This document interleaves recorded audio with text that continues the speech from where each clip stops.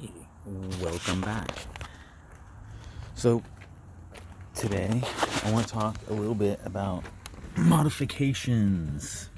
What kind of upgrades can you make, and what kind of modifications can you do to some of these older Teslas?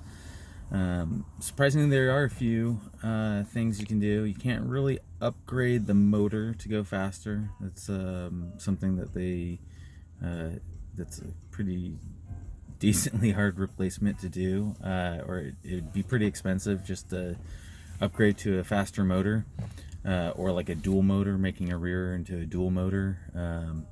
You might as well just sell the car and buy another one that's already got that built in.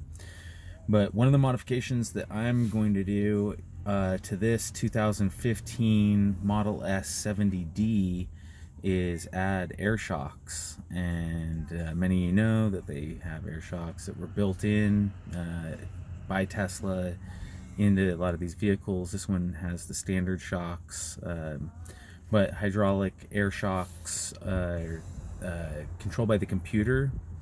Normally they have ride sensors, so it can go up, it can go down, but it stays level, and it relies on these sensors in order to communicate that with the Tesla computer. So they won't upgrade them for you. They won't change this car to one and add all that stuff in.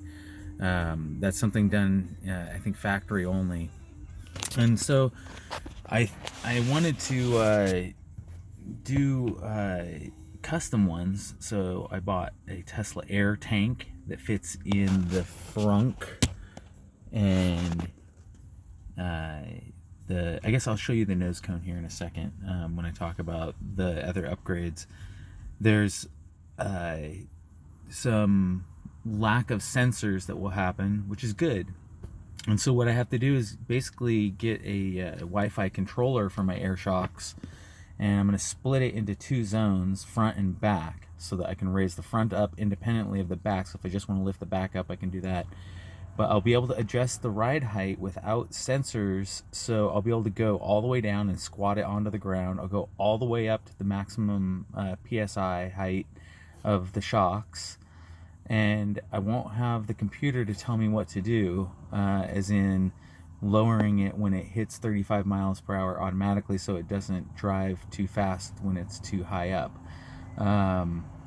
Which, yeah, sounds kind of dangerous. I'm not going to try to push that. And I'll have I think 3 settings for automatic height adjustment. So I'll be able to pick 3 at least. I may upgrade to a nicer controller where it's more digital. I don't know about going to an app. I kind of like the idea of having a direct Wi-Fi remote in the car for ride height. I'm also going to have to build in a manual fill valve in case something goes wrong and I have to bypass something, and or the compressor breaks, or the air compressor's not working. But they're all Tesla brand shocks that were meant for this model with the air shocks, and Tesla Air tank. So those are the few things that are, and then the rest is all aftermarket air compressor, controller, tubing. But it should be pretty simple system. It's just replacing the shocks and running a new tubing, and putting all that stuff where Tesla had it originally in the frunk area. The only other modifications that I've made to this car really are adding the rubberized floor mats, adding the mud flaps, adding a trailer hitch, the Eco hitch that drops out. It kind of has the little whoop, like hitch compartment, or just the hitch piece, the 2-inch hitch that bolts on. You can check out the rubberized mats. They work really nicely. My mom spilled some water on the trip, and pretty nice to have those. Besides that, I got the decals, and I chrome wrapped the handles. I put some little Tesla logos on stuff. I got, of course, those mud flaps that I painted orange to match, and got the nose cone painted, which I think is a nice mod. But apparently you need the new front fascia refresh to make it look like the new ones, and it doesn't have this air vent here, and for some reason you need that for the HEPA filter upgrade. I assume it's somehow the air intake area, I don't know, but the front fascia itself is like a $2,000. You can get a cheapy one for maybe $1,000, maybe $700, but that alone is like almost $2,000 if you want it painted and professionally installed, and then the HEPA filter is $500.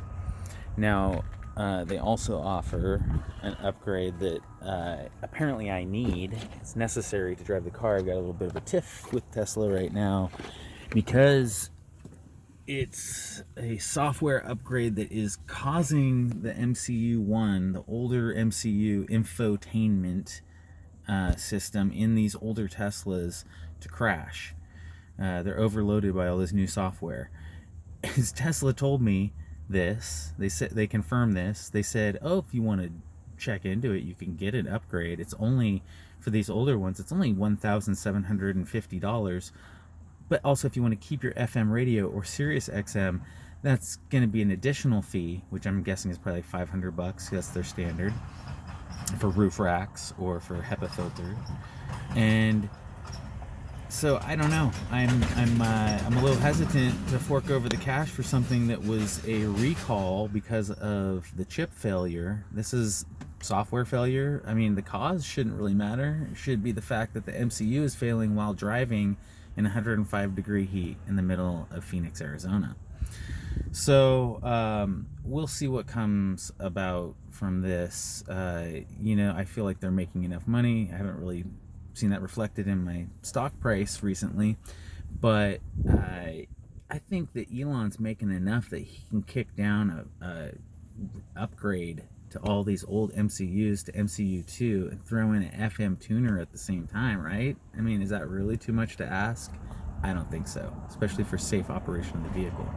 And then I would have the ability to plug in the USB joystick and enjoy the arcade games on here and have a faster processor that runs all of this new stuff, because I can't even use the web browser in this, even though I supposedly have the full communication package, right? I don't know.